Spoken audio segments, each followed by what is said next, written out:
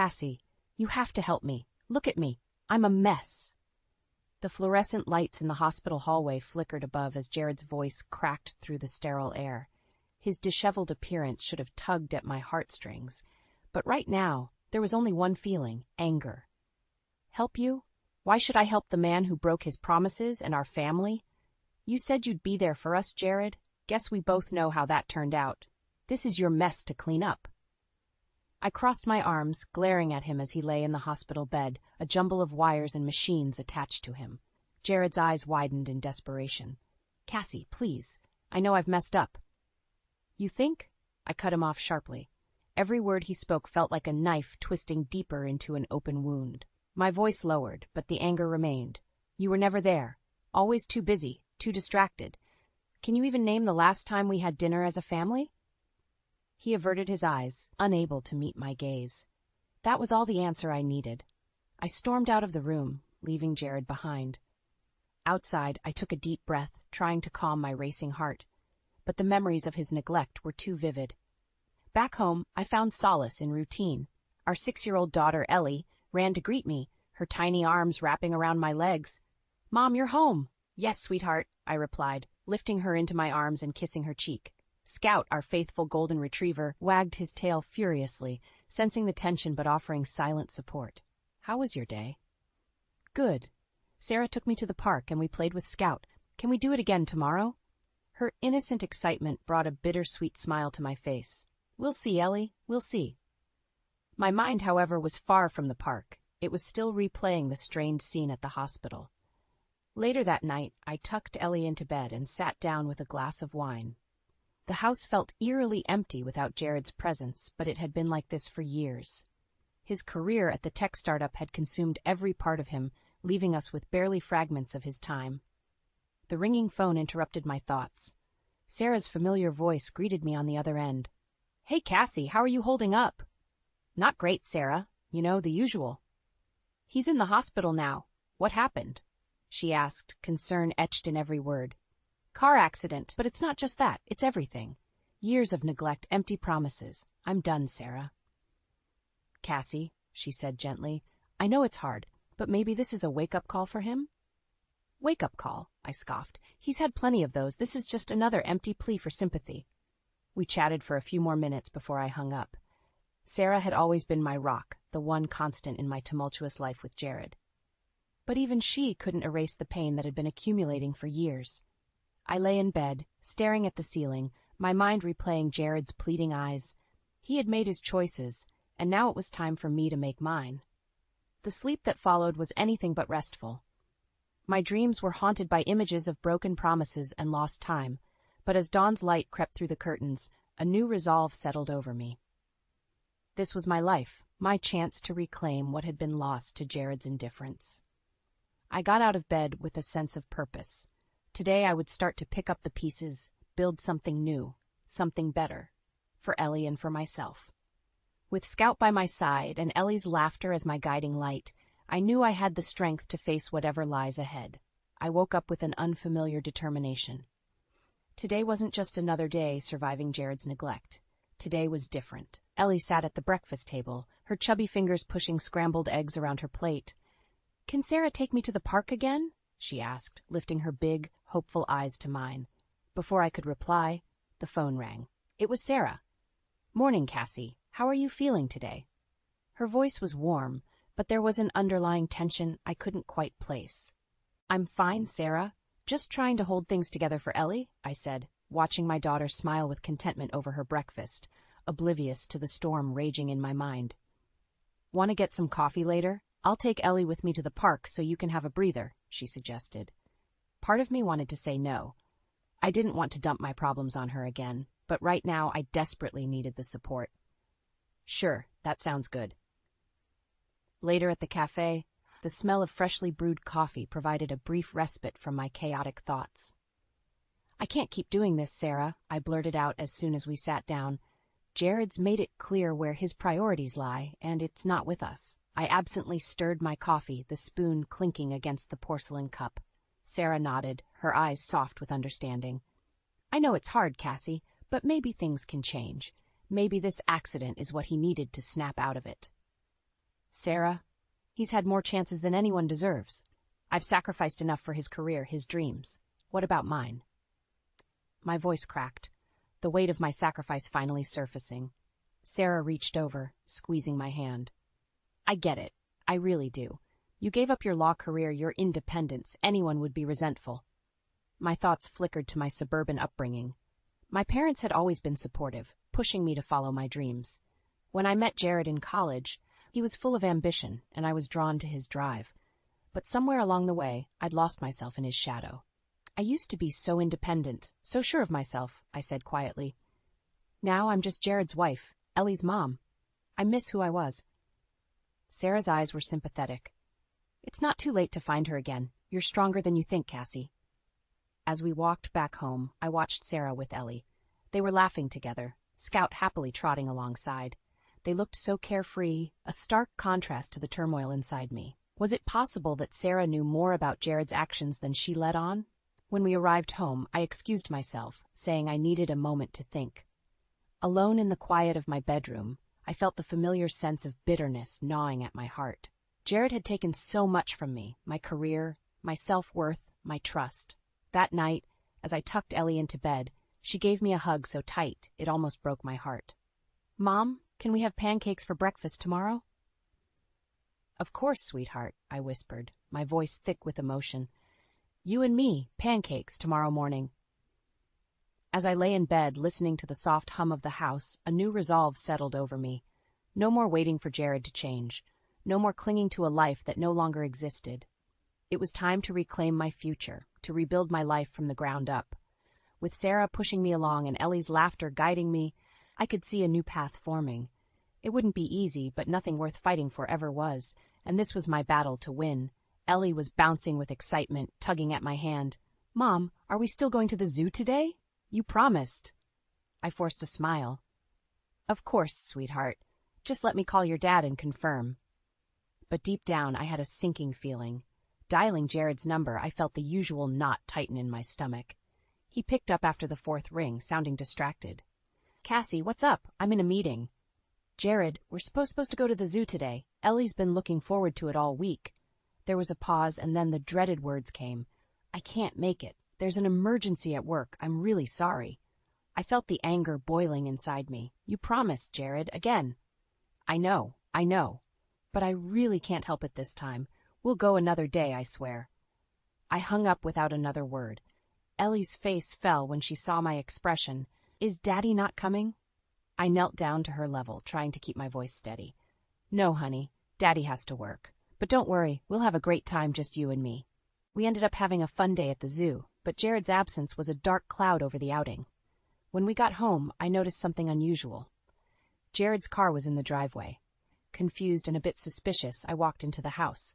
Jared was on the couch with his laptop, typing away. You're home? I asked, trying to keep my voice steady. Yeah, the meeting got moved online, he said without looking up. How was the zoo? It was fine, I replied, but I felt a pang of frustration. He could have come with us. That night, as I was getting ready for bed, the doubts started creeping in. Jared's late nights, the constant meetings, the lingering scent of unfamiliar perfume on his clothes. I couldn't shake the feeling that something was off.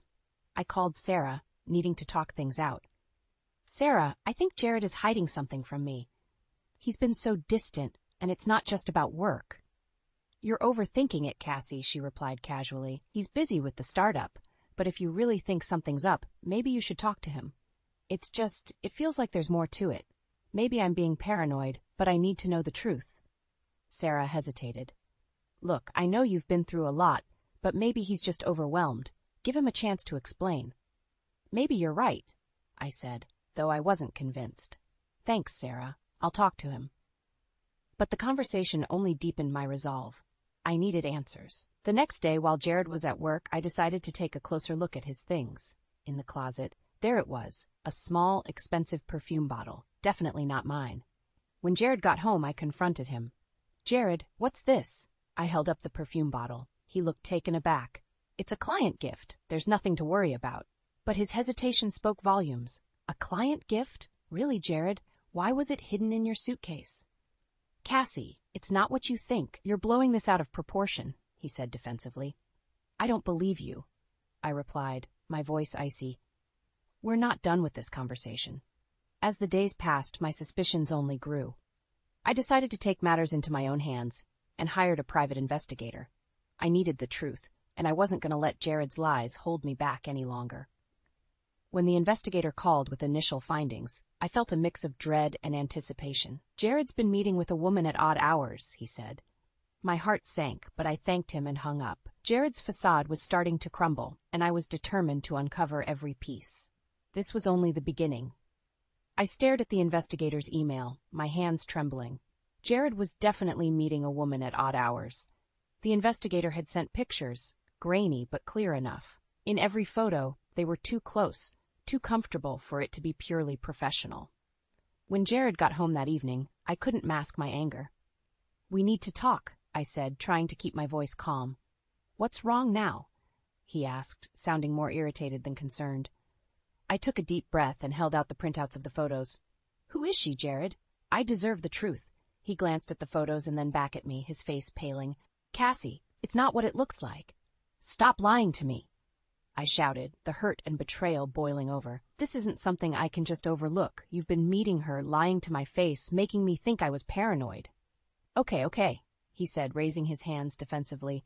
Her name is Melissa. She's a business associate. Yes, we've met a few times outside of work, but it's nothing serious. Nothing serious, I repeated, my voice trembling. Then why lie about it? Why hide it from me? Jared sighed.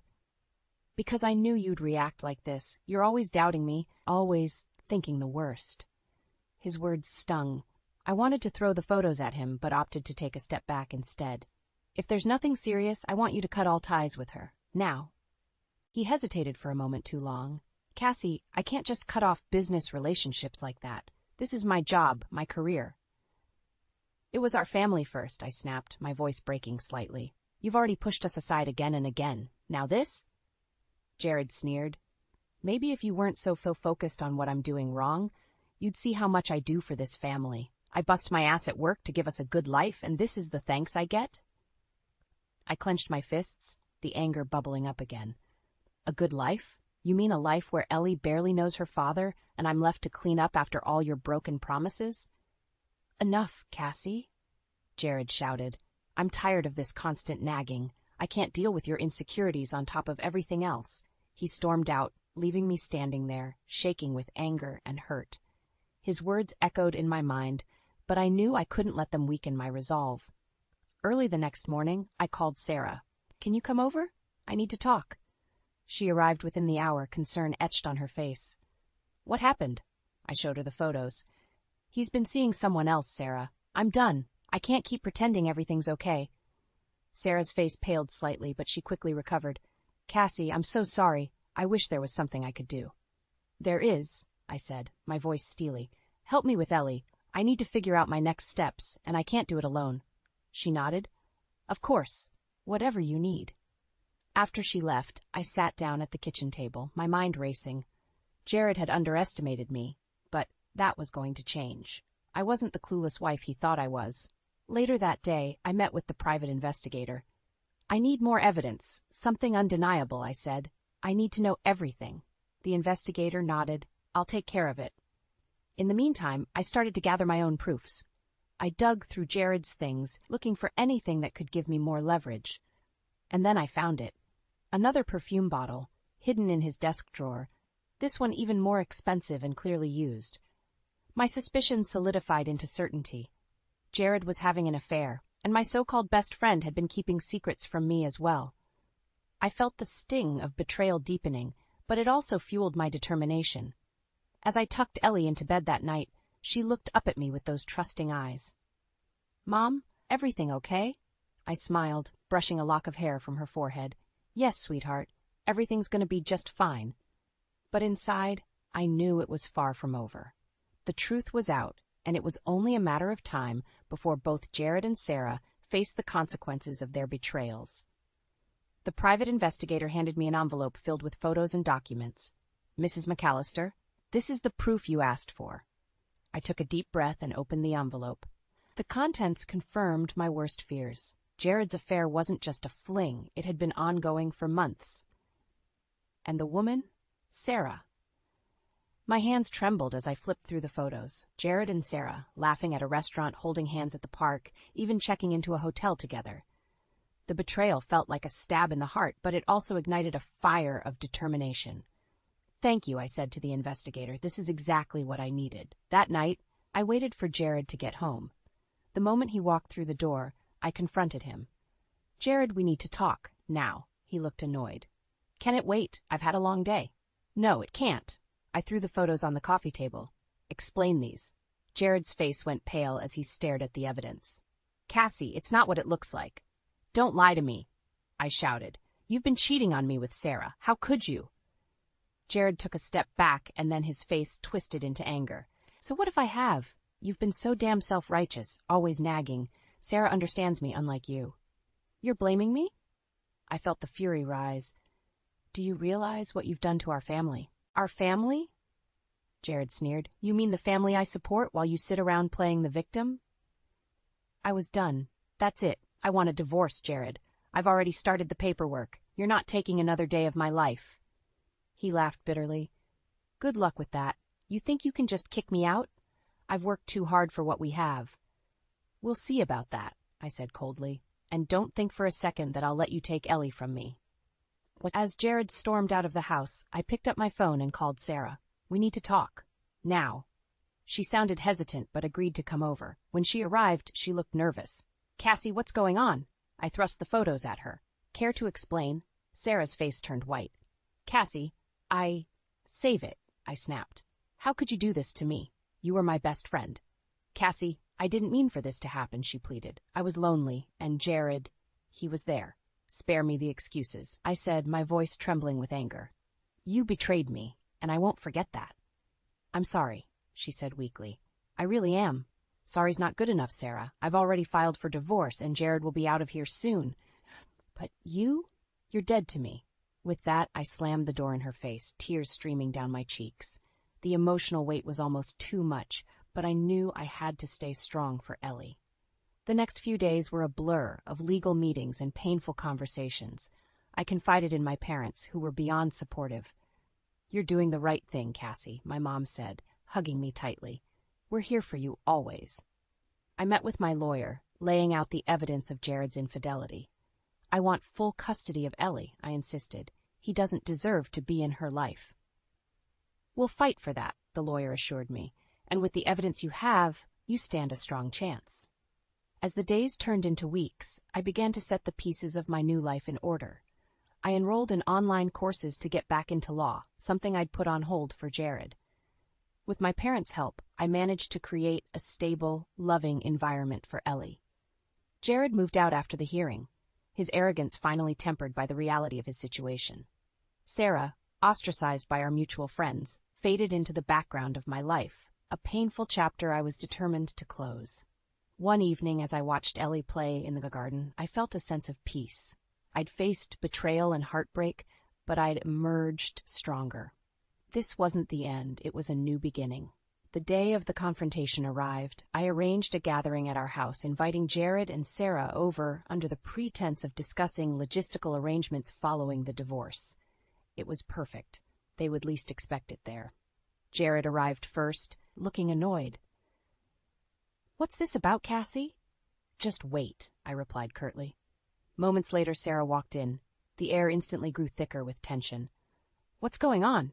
Sarah asked, her voice wavering slightly. I took a deep breath, holding back my seething anger. "We're going to settle this once and for all." I pulled out the photos and documents, spreading them out on the table. "Here's your explanation. Both of you, my husband, my so-called best friend, cheating behind my back." Jared looked stunned, but quickly masked it with indignation. "This is ridiculous." "Is it?" I snapped. "All these meetings, late nights, the perfume. You underestimated me, Jared." Sarah, on the other hand, looked defeated. She avoided my eyes, her hands trembling. "Cassie, I'm so sorry." "Sorry?" I echoed, my voice dripping with contempt. "Sorry doesn't cut it. You betrayed me in the worst way possible."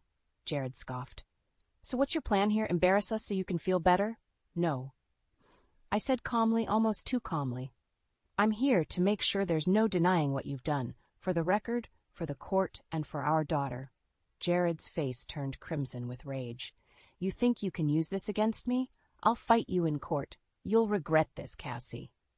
I held my ground. I've already filed for divorce and secured a lawyer. You won't take Ellie from me, ever. Sarah's eyes finally met mine, filled with guilt. Cassie, please. I never wanted this. It just happened. Things like this don't just happen, Sarah. You made a choice. I turned to Jared, my voice icy. Both of you did.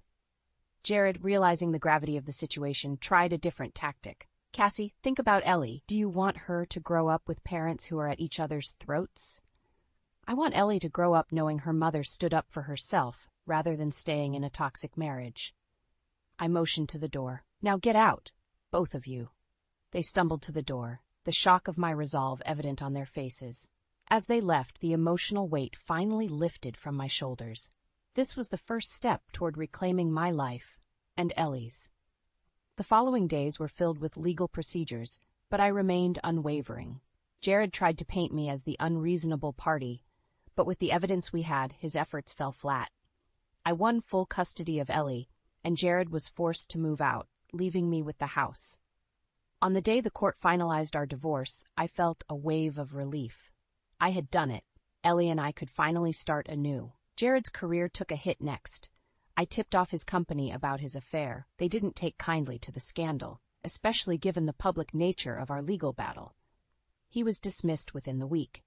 Sarah didn't escape unscathed either. Our mutual friends, now aware of her betrayal, distanced themselves, leaving her isolated. Her relationship with Jared crumbled under the strain, and both of them faced the fallout of their actions. One evening, as Ellie and I packed our things, preparing to move back to my hometown, she looked up at me and smiled. Mom, are we going on an adventure? Yes, sweetheart, I said, hugging her tightly. A new adventure for both of us. As we drove away from the past, a murmured conversation from Ellie in the back seat filled the car. I glanced at her through the rearview mirror, her face glowing with excitement about our future. It was a reminder of why I went through all the pain and struggle. For her. For us. We arrived at my parents' place, where they welcomed us with open arms. I took a deep breath, feeling the support and love that had been missing for so long. It was the start of a new chapter, one we would write together, filled with love, strength, and unwavering determination. Jared showed up at the house unexpectedly one evening. His face was haggard, and there was a desperate glint in his eyes. Cassie, we need to talk, he said, blocking the doorway. There's nothing left to say, Jared, I replied, keeping my voice steady. I glanced over my shoulder at Ellie, who was busy coloring at the kitchen table. I lost my job because of you, he spat, stepping closer. You had to get involved, didn't you? I didn't get you fired, Jared. Your actions did that. You put yourself in this mess. Don't you get it? He said, his voice rising. You're ruining everything. I've got nothing now. No job, no family. I furrowed my brow, unwilling to back down. You had a family. You threw that away when you cheated on me. He threw up his hands in exasperation. So this is revenge? You're just satisfied making my life hell? It's about consequences, Jared. Something you've avoided your whole life. He crossed his arms, glaring at me. You might think you've won, but this isn't over. I looked him square in the eye. Yes, it is, Jared. Now leave. Realizing he wasn't getting anywhere, Jared turned and walked away, slamming the door behind him. I hugged Ellie and tried to shake off the encounter, knowing there was more to focus on. The next part of my plan was crucial. I contacted our mutual friends, making sure they knew exactly what had transpired. Photos, messages, everything. I exposed Jared and Sarah's deceit to the world. The fallout was immediate. Our once close-knit friend group turned on Jared, shunning him. Sarah faced equally harsh scrutiny. Her social circles crumbled, and the isolation she felt was evident. I took things a step further by posting the affair details on social media. It wasn't about public humiliation, it was about ensuring everyone knew the truth. The community's reaction was swift and unsympathetic. Their lives, once intertwined with lies, now unraveled publicly. One afternoon, I received a call from Jared's former boss. Cassie, it's Mark. I heard about everything. Losing his job wasn't your fault. Jared made poor choices. Our firm doesn't tolerate such behavior. I appreciate that, Mark, I replied, my voice steady. I just wanted you to know the real story. Thank you, he said. It's clear now. With Jared losing his financial security, I presented him with the settlement agreement. He was in no position to fight back. The agreement stripped him of significant assets, ensuring Ellie and I were well taken care of. When he saw the papers, his eyes widened. This is everything. You're taking everything from me. You took everything from me when you betrayed us, I said, my voice resolute. Sign it, Jared. It's the least you owe. With no other options, he signed. It was done. Jared moved out, leaving behind nothing but the hollow shell of his former arrogance. As the days passed, I focused on rebuilding. My parents' support never wavered. They helped take care of Ellie while I started studying again, determined to regain my career in law. I spent evenings with Ellie, who was adapting well to the changes. We explored the local park, baked cookies, and created new routines. Every laugh, every small victory was a step toward healing. One sunny afternoon, we hosted a small picnic with my parents. Ellie, her face smeared with chocolate, looked up at me and beamed. Mom, this is the best day ever. In that moment, surrounded by family and love, I realized how far we'd come. The betrayal and hurt were slowly being replaced by joy and hope. Ellie's smile was proof that the worst was behind us and only better days lay ahead. As we packed up the picnic, I looked at my daughter and thought, yes, sweetheart, the best is yet to come. Ellie and I settled into our new life with a surprising ease. My parents' home, though filled with nostalgia, became a place of healing and new beginnings. Every morning I walked Ellie to her new school, the smile on her face confirming that this move had been the right choice. One day, as I picked her up from school, she tugged on my hand. Mom, can we visit Grandma and Grandpa after school? Of course, sweetie. They'd love that. We headed home, the warm afternoon sun casting a comforting glow on us. When we arrived, my mom was in the kitchen, kneading dough for her famous apple pie. There's my girl, she exclaimed, enveloping Ellie in a flowery hug. Dinner will be ready in an hour, Cassie, my dad called from the living room, where he was setting up a board game Ellie loved. The normalcy of it all filled me with a contentment I hadn't felt in years. That evening, after Ellie was asleep, I poured myself a glass of wine and sat down with my mom. Ellie's adapting so well, I said, feeling a sense of relief. And so are you, my mom replied, a knowing look in her eyes.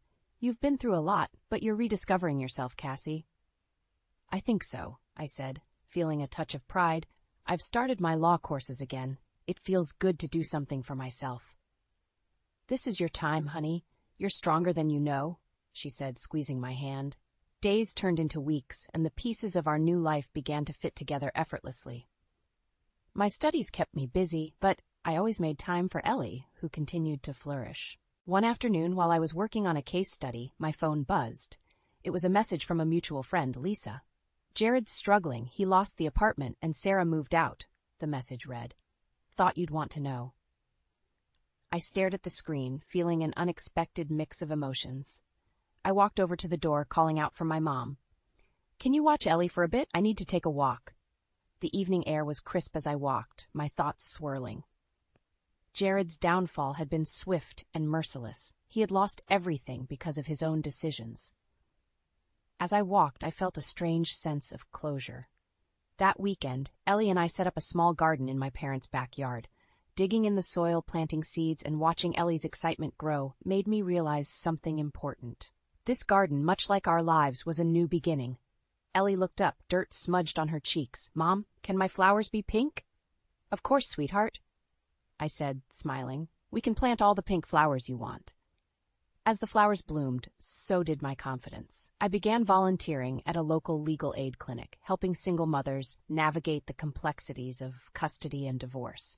It was fulfilling work, and I felt a deep connection to the women I was helping. One evening, I sat down with Ellie, who was drawing at the kitchen table. What you working on, Ellie? It's a picture of my new school, she said proudly. And here's you. And me, and Scout. Her innocence and joy were contagious. That's beautiful, Ellie, I said, kissing her forehead. You're so talented. As the months passed, our new life took shape. There were challenges, but also triumphs. My studies were progressing well, and I felt more at peace with each passing day. Jared's presence faded into the background. He reached out once, asking for a chance to see Ellie, but I refused. Not yet, I told him. You need to work on yourself first. One sunny afternoon, Ellie and I were at a local fair. She was riding the carousel, her laughter filling the air. I watched her, my heart swelling with pride and love. When the ride ended, she ran over to me, breathless and beaming. "Mom, this is the best day ever." I scooped her up, twirling her around. "Every day with you is the best day, Ellie." As we walked home, hand in hand, I knew our journey was far from over. But for the first time in a long time, I looked forward to the future with a sense of hope and excitement. We had built something beautiful out of the wreckage, and that was more than enough.